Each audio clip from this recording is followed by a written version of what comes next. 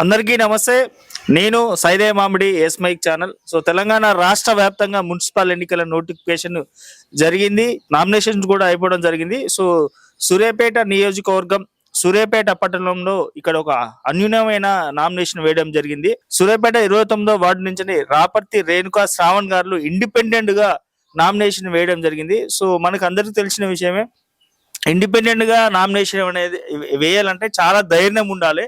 So వారి యొక్క ధైర్యం, వారికి ప్రజల నుంచి ఎలాంటి నమ్మకం కలిగింది అనేది వారి మాటల్లోనే అడిగి తెలుసుకుందాం. అన్న నమస్తేనే.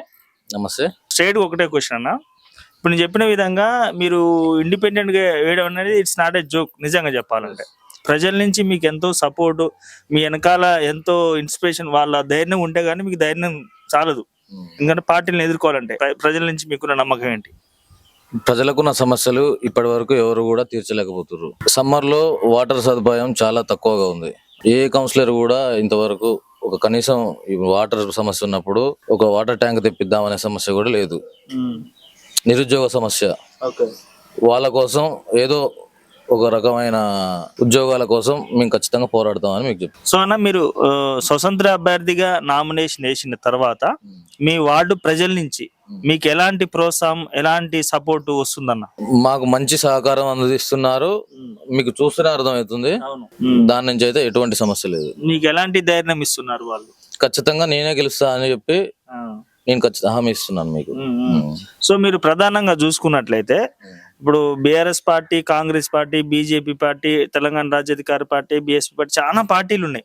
సో మీరు ఈ అన్ని పార్టీలు కాంచని మీరు ఏదో ఒక పార్టీ నుంచి టికెట్ ఎందుకు ట్రై చేయలేదు? మీరు స్వతంత్రంగా వేయడానికి గల కారణాలు ఏంటి?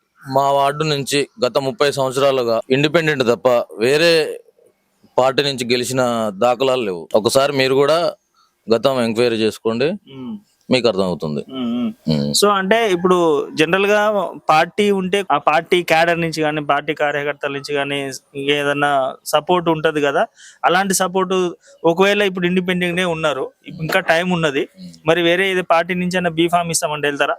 వెళ్ళామండి. మాకు ప్రజల ఆదరణ ఉన్నది. ఖచ్చితంగా మా వార్డు నుంచి సెంటిమెంట్ కూడా ఇండిపెండెంట్ ఉన్నది.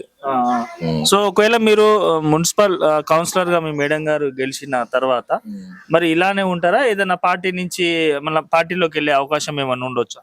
ఖచ్చితంగా ఉంటది. పార్టీకి వెళ్తేనే కదా నేను వార్డుకి సమస్యలను క్లియర్ చేయడానికి. ఇండిపెండెంట్ గానే ఉంటే మనకు ఫండ్స్ రావు, ఏది రాదు. నేను వార్డు ప్రజల సమస్యలు నేను క్లియర్ చేయలేను. సో మీరు ప్రధానంగా అంటే సూర్యాపేట నియోజకవర్గం, సూర్యాపేట ముఖ్యంగా చూసుకున్నట్లయితే ఇప్పుడు బీఆర్ఎస్ పార్టీ వాళ్ళేమో గత 10 సంవత్సరాల నుంచి మేమే సూర్యాపేటను అభివృద్ధి చేసినామని వాళ్ళు చెప్పుకుంటారు, వాళ్ళ హామీతో వస్తున్నారు. కాంగ్రెస్ పార్టీ వాళ్ళేమో రాష్ట్రంలో మా పార్టీనే అధికారంలో ఉందని వాళ్ళు వస్తున్నారు. బీజేపీ పార్టీ సెంట్రల్ లో మా పార్టీ అధికారంలో ఉంది అనే హామీతో వస్తున్నారన్న. మీరు ఏ హామీతోని ప్రజల్లోకి వెళ్తారు? నేను ప్రజల సమస్యలు క్లియర్ చేయడమే నా బాధ్యత. మిగిలిన ఈ 3 పార్టీలు ఏం చేస్తున్నారు అనేది పక్కకు పెడితే, అధికారంలో ఉన్న పార్టీలోకి వెళ్తేనే నేను ప్రజల సమస్యలని సాల్వ్ చేయగలుగుతా.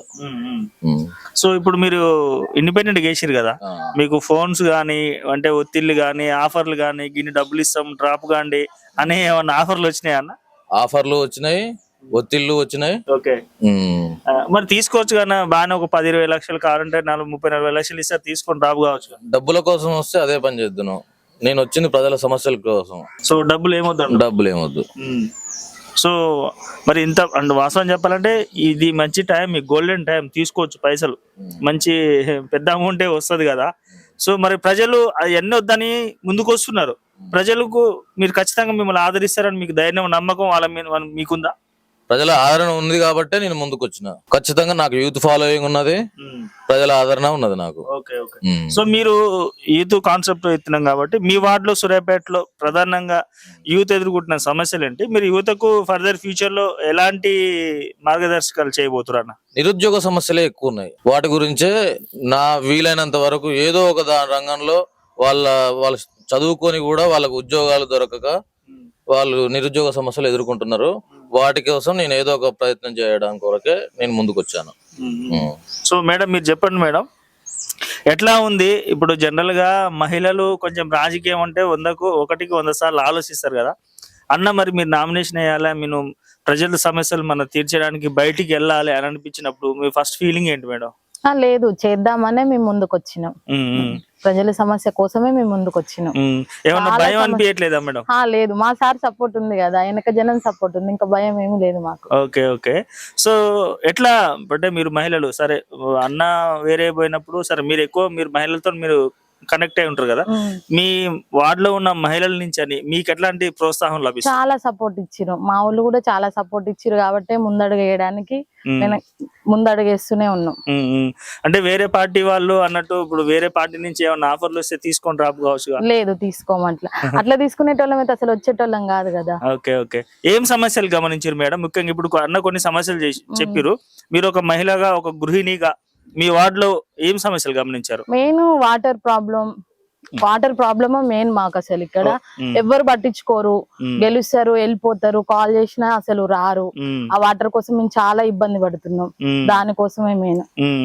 మళ్ళీ స్కూలు, నిరుద్యోగులు, ఈ సమస్యలు చాలా ఉన్నాయి, వాటి కోసమే చూసి ముందడుగేస్తుంది. ఓకే. అంటే మీరు గెలిచిన తర్వాత మహిళలకి ఏమన్నా అంటే మీన్ వాళ్ళ స్వతహాగా బ్రతకడం కోసం ఏమన్నా ఆలోచన ఏమన్నా ప్లాన్ చేద్దామన్న ఆలోచనలు ఏమన్నా ఉన్నాయా? చేస్తాం, ఖచ్చితంగా చేస్తాం. అంటే ఇట్లా బ్యూటీ పార్లర్లు, కుట్టి మిషన్లు అలాంటి ప్రోగ్రామ్స్ ఏమైనా పెట్టే ఆలోచనలు ఉన్నాయా? పెడతాం. ఓకే. అంటే పార్టీ వాళ్ళు పార్టీ క్యాడర్ చూసుకొని జనరల్ గా ప్రజల్ని ఇది చేస్తుంటారు కదా, సో మరి ప్రజలు అంటున్నారా అట్లేం లేదు మాకు ఏ పార్టీ వాళ్ళు వచ్చినా కూడా మీకే సపోర్ట్ అని చెప్తున్నారా? ఉంది, సపోర్ట్ ఉంది, ఆ సపోర్టే ఉంది మాకు. ఎందుకంటే ఇప్పుడు కాంగ్రెస్ పార్టీ, బీఆర్ఎస్ పార్టీ ఇవి ఏం చేయలేదు కదా మాకు ఇంతవరకు, అందుకోసమే స్వతంత్రంగా నిలబడ్డం, స్వతంత్రంగా చేయాలని ఆలోచిస్తాం. జనరల్ గా రాజకీయం అంటే డబ్బుతో కూడుకున్నది కదా మేడం. జనరల్ గా వేరే వేరే పార్టీల నుంచి డబ్బులు ఇచ్చి ప్రజలతో ఓట్లు ఇప్పించుకునే ప్రయత్నం చేస్తారు. మీరు మీ వార్డు ప్రజలు అట్లా డబ్బులు ఇస్తే వాళ్ళ సైడ్ డైవర్ట్ అయితే కారు అనే నమ్మకం అయితే ఉంది మాకు, కారు అనే నమ్మకమే ఉంది, వాళ్ళు ఇచ్చే సపోర్ట్ కూడా అట్లనే ఉంది, కాదు అని అనుకుంటున్నాం. అంటే ధైర్యం ఉందా మీరు ఫర్దర్ ఫ్యూచర్ లో అంటే కౌన్సిల్ లో కూర్చోవాలి, ప్రజా సమస్యలు మాట్లాడాలి, అరే ఏదైనా సమస్య అవసరం అయితే రోడ్డు మీద కూర్చొని ప్రజల కోసం కష్టపడాలి, ధర్నా చేయాలి, ఇవన్నీ ఫేస్ చేయగలుగుతారు? చేయగలుగుతాం, అన్ని చేయగలుగుతాం. సో ఏం చెప్పాలనుకుంటారన్నా లాస్ట్ అండ్ ఫైనల్ గా మీ వార్డు ప్రజలకు మీరేం చెప్పాలనుకుంటారు? మోసం చేసే వాళ్ళకంటే సాయం చేసే వాళ్ళ కోసం మీరు నిలబడండి అని చెప్తున్నా. ఓకే, మీరు చెప్పండి మేడం, మీరేం చెప్పాలనుకుంటారు మీ వార్డు ప్రజలు? మోసం చేసే వాళ్ళకంటే సాయం చేసే వాళ్ళని గుర్తించండి. అంటే మోసపోయారా అన్న బాగా? చాలా మోసపోయింది కూడా వాళ్ళకి తెలుసు కదా. ఓకే. అంటే ఇప్పుడు మీరు అన్నారు అధికార పార్టీలకు నేను గెలిచిన తర్వాత సరే ఏదో ఒక పార్టీలోకి పోవాల్సి వస్తుంది, మరి ఇప్పుడే వెళ్ళొచ్చు కదా అన్న, ఎవరన్నా పిలిస్తే? ఇప్పుడు వెళ్ళామండి, మీకు గెలిపోతేనే ప్రజలతోనే వెళ్దామని డిసైడ్ అయ్యారా? ఓకే. ప్రజలు కూడా అట్నే ఉన్నారా మీ వార్డులో? అట్లనే ఉన్నారా మేడం? ఎట్లా ఉంది అంటే ఇప్పుడు వేరే పార్టీ వాళ్ళు ఇక్కడ అంటే నేను ఎందుకో ఏ ఇంటర్వ్యూలో కూడా నేను ప్రజలను అడగలేదు, నేను స్వతంత్రులు కాబట్టి పాపం వీళ్ళకి ఏ సపోర్ట్ ఉండదు. అంటే సపోర్ట్ మీన్స్ అంటే పార్టీల నుంచి ఫండ్ రాదు, పార్టీలు అంటే కొంచెం డబ్బులు అయ్యి పంపుతారు, వీళ్ళు ఏదున్నా వీళ్ళ సొంతంగా వీళ్ళ జేబులో నుంచే వీళ్ళు కష్టపడ్డ సొమ్మే ఖర్చు పెట్టుకోవాలి కదా. సో సపోర్ట్ ఉండదంటారా మేడం మీ అందరిది? కష్టపడ్డాం సార్ మేము అందరం, నీళ్ళ గురించి కూడా ఏది లేదు సపోర్ట్ వాళ్ళకు. పెద్ద సమస్యలు వచ్చినా గానీ పోతే కేర్ చేయరు, పెద్ద సమస్యలు వచ్చినా గానీ మా వార్డు కౌన్సిలర్ ఏమైనా చేయాలని వచ్చినా ఇంకా వేరే వార్డు కౌన్సిలర్లు డివైడ్ చేస్తారు, మాకు సహకారం ఇస్తలేరు. వేరే వాళ్ళు పార్టీ వాళ్ళు వచ్చి మాకు చేయకుండా చేస్తారు. మరి వేరే పార్టీ వాళ్ళు ఓట్లకు డబ్బులు ఇచ్చి వాళ్ళకి ఏమని ప్రజలు అంటే అటు సైడ్ మళ్తారంటారు ప్రజలకు, వీళ్ళకి మళ్ళరు అర్థమైంది. మా కౌన్సిలర్ ముందుకు వేసినాక ముందుకు రానిస్తలేరు, మా వార్డు కౌన్సిలర్ కూడా ముందుకు రాకుండా అడ్డం వేస్తారు, అడ్డం వేసి పనులు కాకుండా చేసి ఆయన కూడా డైవర్ట్ చేస్తారు. మరి వీళ్ళ మీద నమ్మకం ఉందా? నమ్మకం ఉంది, సమస్యలు తీర్చారా? నమ్మకం ఉందా? నమ్మకం ఉంది. మా వార్డు కౌన్సిలర్ డివైడ్ అయినా కానీ మా బాబు మా వార్డు కౌన్సిలర్ వేస్తుండు, ఆయనే ఉంటే వేయపో, ఆయన డివైడ్ అయ్యింది. నమ్మకం ఉంది. అంతే. 29వ వార్డు ప్రజలకు నమస్కారం. నా వెనక ఏ పార్టీ లేకున్నా మీరందరూ నా వెనక ఉండి నడిపిస్తున్నందుకు నాకు చాలా ధైర్యంగా ఉంది.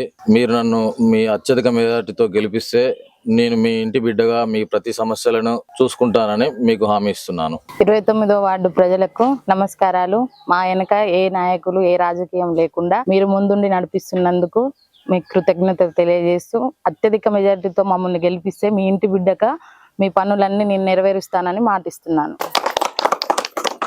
29వ వార్డు ప్రజలకు నమస్కారం. నేను రాపర్తి రేణుకా శ్రవణ్ వాళ్ళ అత్తయ్యని. మీరు అత్యధిక మెజారిటీతో రేణుకా శ్రవణ్ని గెలిపించినట్లయితే మన వార్డులో ఉన్న సమస్యలను మనమే పరిష్కరించుకుంటాం, తీర్చుకుంటాం.